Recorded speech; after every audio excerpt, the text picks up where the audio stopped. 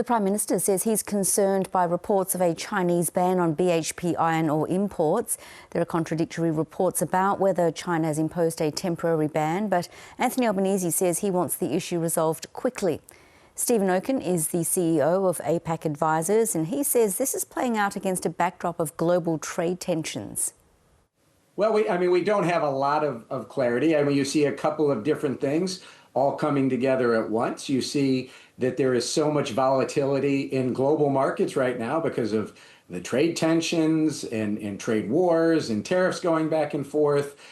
You see investment slowing. You see prices coming down, and clearly it looks like the Chinese want a lot more flexibility as to when they can renegotiate prices, something that BHP would prefer not to have and rather have that set price. So you have that volatility issue. You have the typical geopolitics when it comes to China, and you have the state really involved in business and in the state setting forth certain industrial policies. And you have countries looking to diversify. So you have all of this all coming together once and hitting BHP in particular, and we're going to have to watch how it plays out for sure. Effectively, is this a ban on BHP's iron ore imports or just a negotiating tactic? Yeah, it seems to be a negotiating tactic at this time, but it's a negotiating tactic using the power of the state in a way to force that negotiation. Look, and this is not new to China. China getting involved in these types of negotiations or putting in outright bans, which Australia and other countries have been familiar with. And so that is part of what it had been like to deal with China. And what we see now with the United States changing its rules, that this rules-based global trading system that we've all been accustomed to really doesn't exist anymore. Yes, we'll get to the US trade tariffs in a minute.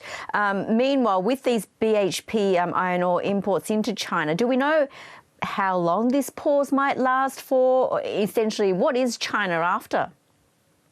Well, I think China's after lower prices. China's after sending a message. But of course, China desperately needs this iron ore. China desperately needs to continue the capacity it has to put steel all over the world. So there has to be a solution at some point for both sides. But it's hard because it's not really a geopolitical negotiation that you can try and predict what's going to happen. It's not necessarily a commercial negotiation. And we're in this in-between area that has this vagueness, but certainly you expect some resolution sooner.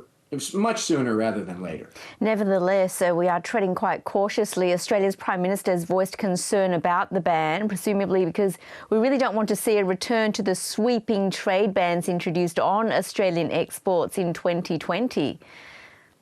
And this is, look, and it's not just Australia which has faced these types of trade bans for non-economic issues. Australia has faced them. South Korea has faced them. The Philippines has faced them. And so I think when you're dealing with China, which has used the power of the state in economic and trade areas, that is going to be a concern. And so it is not surprising that the Prime Minister of Australia would weigh in on this, given the recent history that Australia has had and that other countries in the region have had with China when it comes to trade bans. Well, Australia is the world's largest exporter of iron ore, and China is the top consumer. Which side could possibly be hurt more by a ban?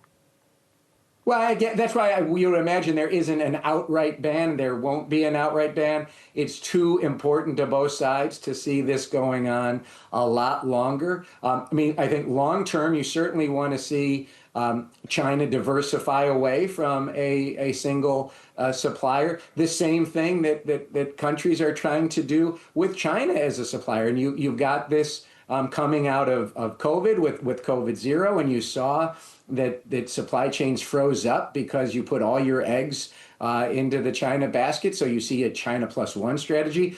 Not surprising over time, you would see from the Chinese perspective an Australia plus one strategy when it comes to iron ore. But that's going to take time, the same as it's going to take time for the rest of the world to diversify away from China.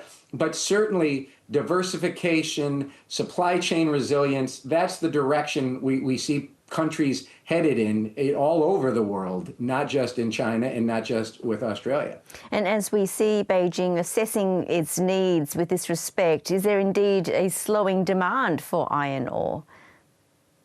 I mean, I think part of the problem that people are concerned about, could be a slowing demand for everything, right? As you see global trade slow because of the tariffs that the Trump administration has placed on China, because of the unfair trade practices that China has on the U.S. and other parts of the world. So you've got the U.S.-China trade war going, but now you have, in Trump 2.0, tariffs literally on the entire world. You're soon going to see retaliatory actions from others onto the United States. You're going to see reactions from others as the U.S. market shuts to them. They're going to be looking for new areas. So no, I think that is, you're going to see a slowdown, certainly in certain sectors. You're going to see a slowdown in demand. It wouldn't be surprising to see a slowdown in things like iron ore, because you're seeing a slowdown in demand for autos and the like. And, here in Singapore, you just saw